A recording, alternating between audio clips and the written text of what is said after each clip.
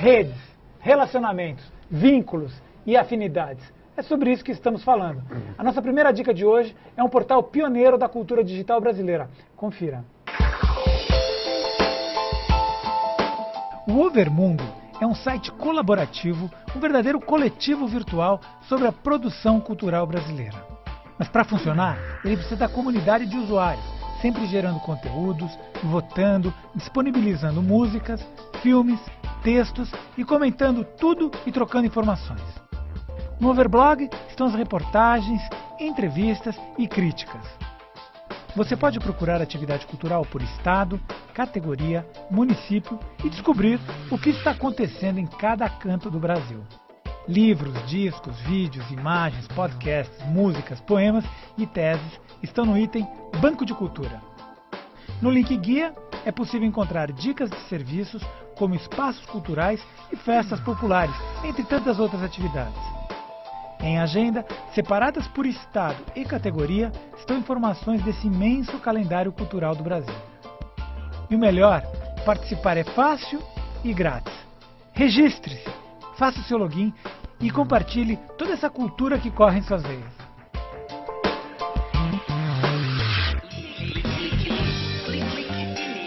Nesse bloco, os nossos convidados são o Luiz Algarra, consultor em ativação de redes sociais, e a Cecília Lima, editora-chefe do site Closet Online.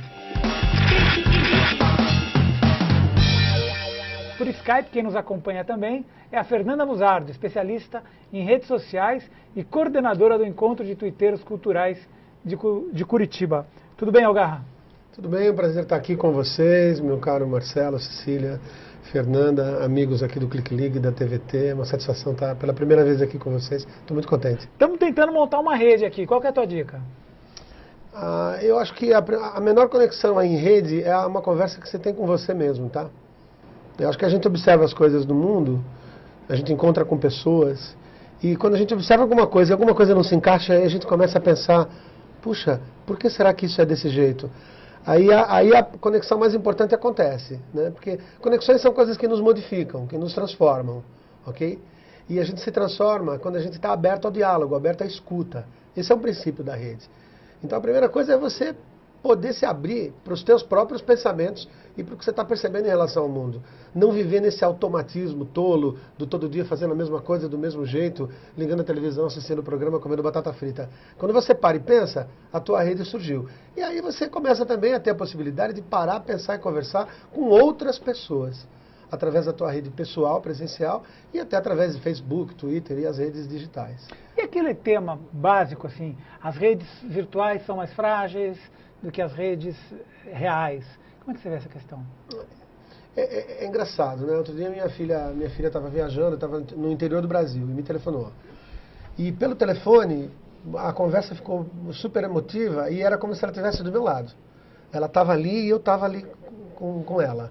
Então, eu acho que não é o meio que a gente usa para se comunicar, mas é o modo como a gente permite que as pessoas entrem dentro da gente, ou o modo como a gente se movimenta para surgir dentro das pessoas. A conexão é uma coisa que acontece dentro, o resto é só meio. É espaço.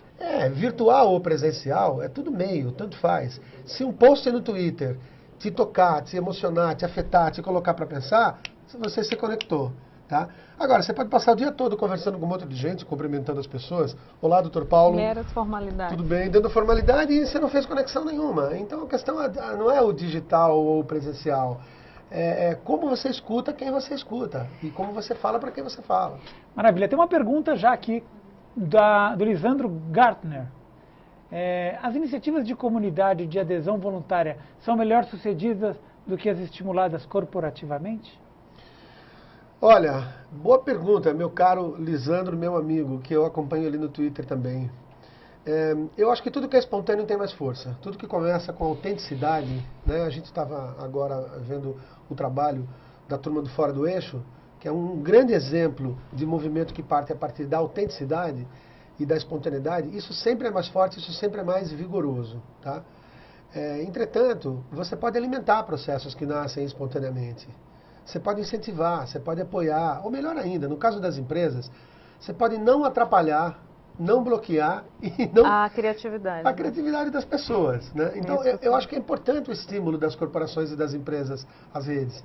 E o grande estímulo que as empresas podem fazer é não interfira, não bloqueie, não coloque um firewall para impedir que as pessoas que trabalham na sua empresa não possam se comunicar com o outro. Mas isso existe ainda? Não é verdade? Existe muito em banco, em vários órgãos públicos, ninguém pode se comunicar em rede porque é proibido. Em grandes corporações de moda, onde, por exemplo, a gente costuma dizer que a moda ela chega primeiro no uso de muitas coisas, né? De tecnologia, porque justamente por essa exaltação do novo, a gente sempre quer uma novidade. E isso é a característica fundamental do universo da moda. E existem grandes corporações que querem entrar no meio digital, mas os seus próprios funcionários não podem usar o Facebook e o Twitter, e eles querem contratar uma empresa para se relacionar, quando eles não se relacionam.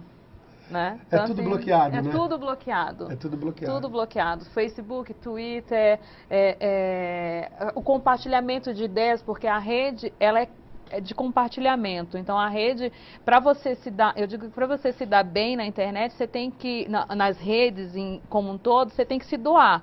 Sem pensar o que você vai ter de troca, porque a troca é natural, mas as corporações elas pensam muito que ela quer dar alguma coisa, mas ela quer de volta na mesma moeda, e esse pensamento não funciona. Cecília falou tudo, né?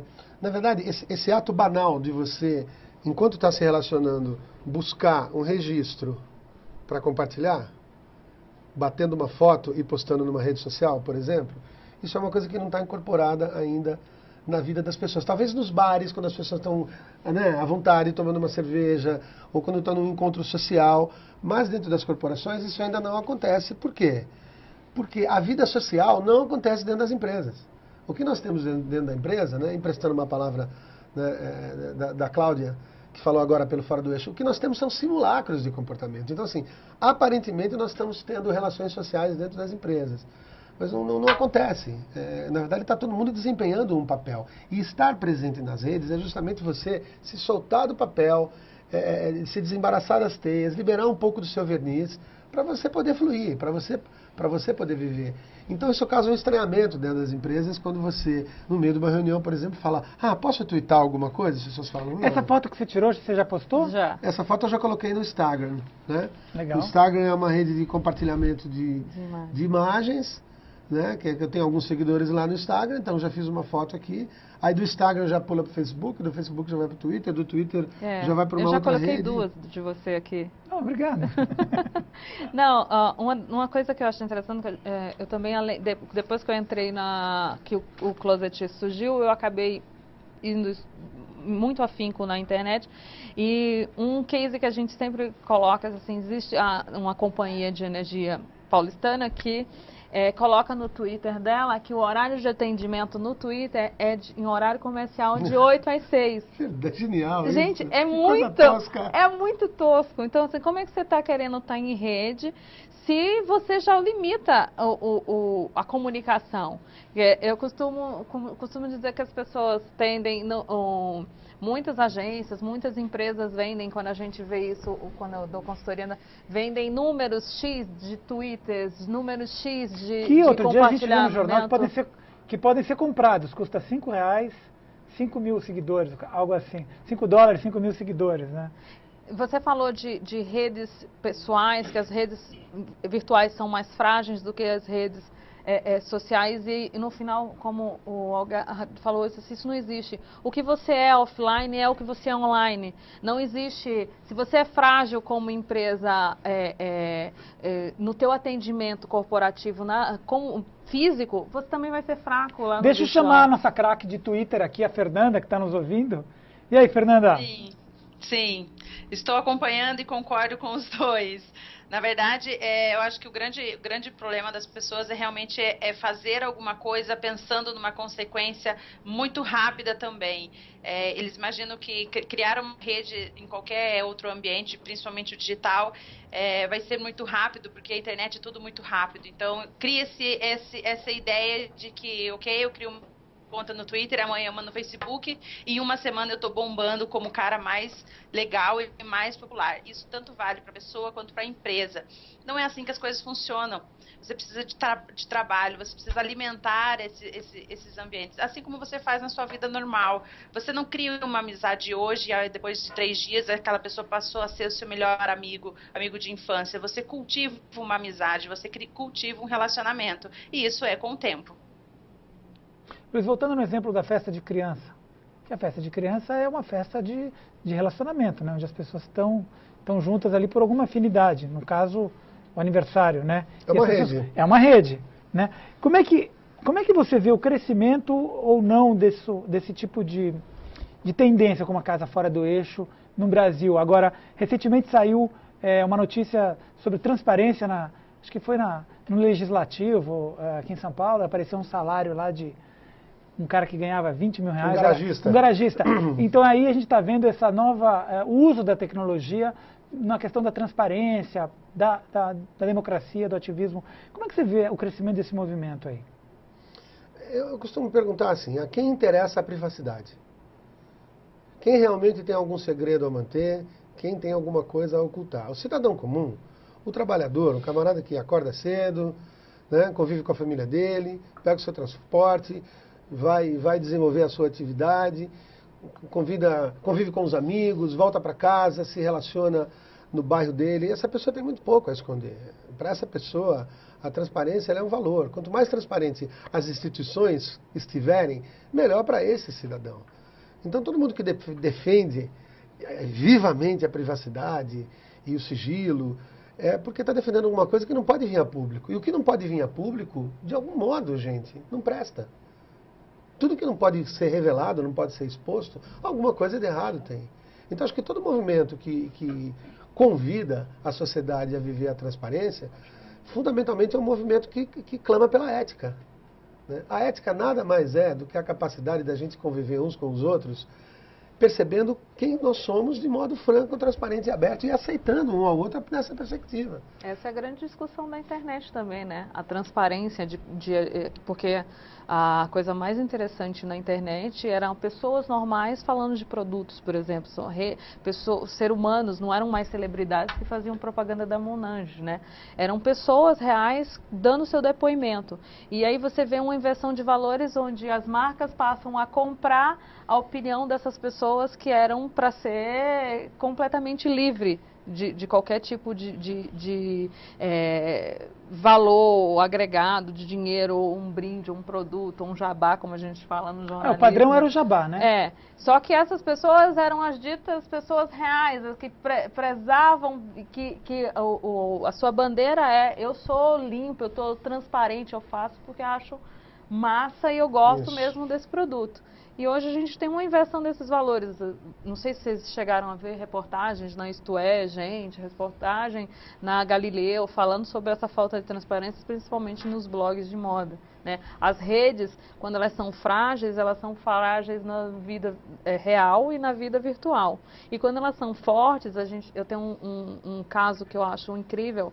O ano passado, uma tuiteira, que eu acho que a Fernanda conhece, a Tchuli Tchulin, que é a Carol, ela teve um acidente, ela foi atropelada por um ônibus e ela perdeu quase todo o sangue. E ela só por um Twitter fez um vídeo no YouTube na hora, ela estava lúcida no hospital e ela mandou esse vídeo para a rede. E o Hemocentro daqui de São Paulo nunca teve tanta gente doando, porque ela pediu para as pessoas irem lá doar, porque estava faltando sangue no Hemocentro.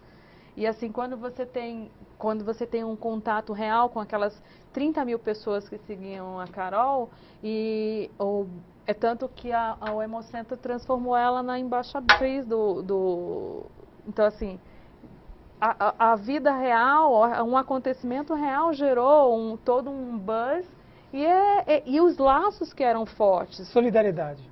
E é forte, isso é real, não dá para se manipular. É algo que está na raiz da natureza humana, né?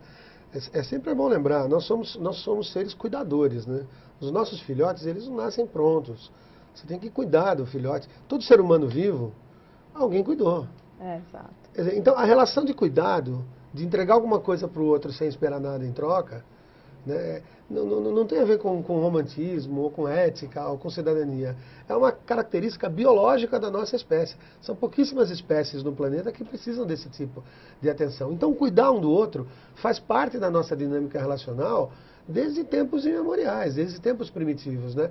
Só que o que acontece? O isolamento da sociedade industrial, né? O isolamento promovido pelas grandes cidades, os nossos laços se afrouxaram. Eles quase se romperam.